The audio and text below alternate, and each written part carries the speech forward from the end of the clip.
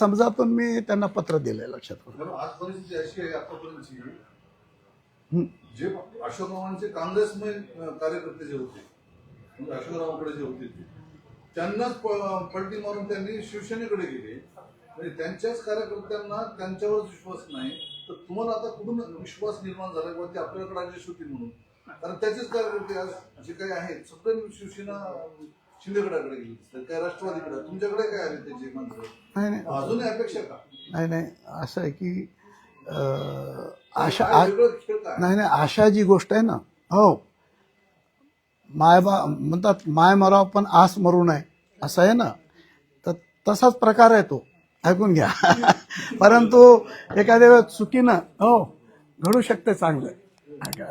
तर एखाद्या वेळेस आता आम्ही म्हातारा झालो, उड्या पिड्या मारित नाही आम्ही, आता थकलोच ना. अशोकराव बी आता वयान इतकं झालं, 25 अनुभव आहे बाबा, एवढ्या भानगडीतून काही झालं नाही, आता तरी सुधारेल असं मला अपेक्षा आहे त्यांच्याकडून. शहरामध्ये जी गुन्हेगारी असेल किंवा बाकी ज्या गोष्टी ह्या तुम्ही चर्चा केल्याच्या नंतर, विकास असेल चर्चा केल्यानंतर चव्हाण साहेबांचं काय उत्तर?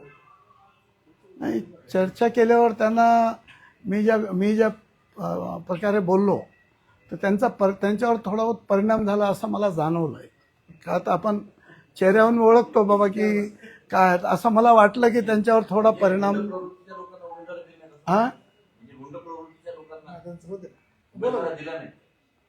दिल्या नाहीत. तुमचं होऊ दे सर, हा त्यांचं होऊ दे ना अगोदर. हा काय म्हणले ते सांगा. नाही त्यांनी सांगितलं की निश्चित स्वरूपात हे सर्व त्यांनी ऐकून घेतलं नाही, ते ऐकून घेत नाहीत. आमचा 25 वर्षाचा अनुभव आहे, त्यांनी ऐकून घेतलंय. आणि मला वाटतं की पुढच्या त्यांना मी भोकर निवडणुकीला मी तिथं इन्चार्ज होतो, त्यांना मी सांगितलं की भोकरसारख्या छोट्याशा गावामध्ये माझ्यासारख्या कार्यकर्त्याला 23 उमेदवार मिळतात, ही बाब चांगली नाही. त्यांना 2 कमी भेटले आणि आम्हाला 2 जास्त भेटले, याचा अर्थ लोकांमध्ये असंतोष आहे, नाराजी आहे की त्यांच्या माध्यमातून ज्या प्रकारे लोकांना दिलासा पाहिजे, हे सिमेंटचे रस्ते याच्यामुळे लोकांचा दिलासा नसतो. तर लोकांना कोणत्या गोष्टीमध्ये लोकांना आनंद मिळतो याच्याकडे प्रथम लक्ष दिलं पाहिजे.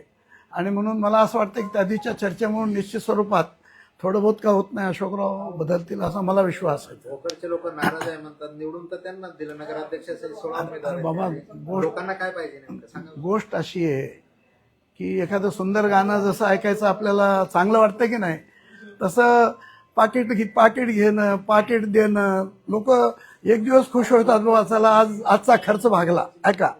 पण त्या दिवशी त्या एखाद्या दिवशीमुळं ती नाराजी, लोकांची तुमच्याबद्दल असलेली अपेक्षा ही पूर्ण होत नाही. 1-2 दिवसाचं आहे ते. आम्ही निवडणुकी जिंकू काही उलटं सुलटं करून, परंतु त्या निवडणुकी जिंकण्याच्या मागे लोकांना दिलासा मिळाला पाहिजे. राजकारण आणि राजकारणाच्या माध्यमातून खूप काही लोकांकरता करायसारखे विषय आहेत, लक्षात येते. आणि राजाश्रय जरुरी आहे, राजाश्रय जरूर मिळतो, पण राजाश्रयाच्या माध्यमातून तुमच्या हाताखालची कार्यकर्ते जर लोकांवर झुंडशाही करू लागली तर लोकांना त्याचा त्रास होतो. आणि ज्या गावामध्ये राजा चांगला नाही, शास्त्रात सांगितलं, लक्षात असू द्या, जिथला राजा चांगला नाही त्या गावात राहू नये असं शास्त्र आहे. गावातच राहायचं नाही आपण. आणि म्हणून त्यांनी आता ते लोकांचा गैरसमज होऊ नये असं वागावं असं आपली अपेक्षा आहे.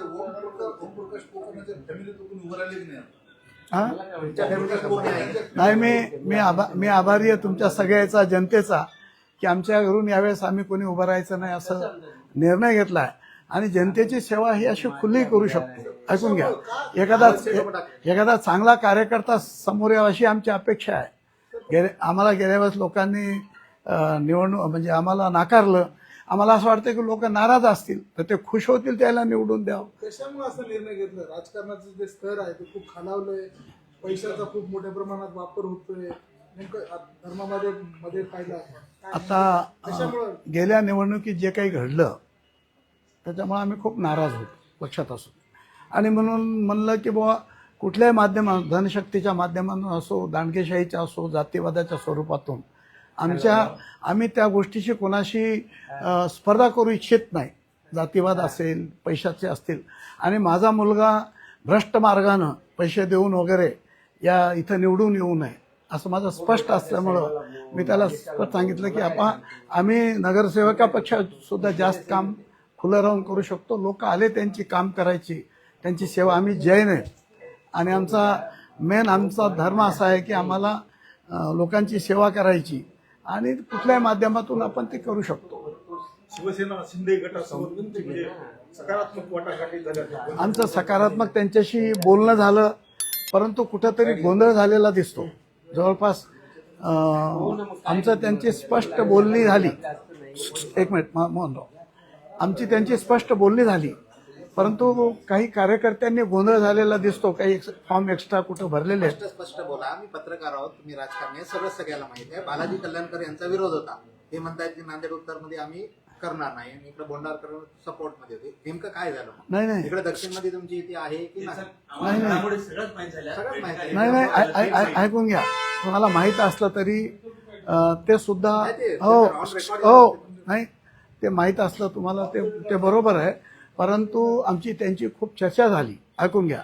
आणि आमची अपेक्षा अशी होती की दोन्ही आमदार शहरात असल्यामुळं, नगरविकास मंत्री त्यांचे असल्यामुळं, तर त्यांचा प्रयत्न, आमच्या काही प्लॅनिंग याच्यामधून आपण याला काही स्वरूप देऊ म्हणून आम्ही खूप प्रयत्न केला.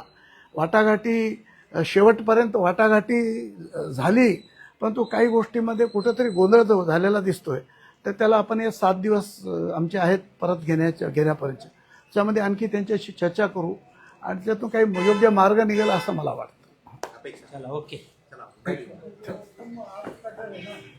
ठीक आहे ना.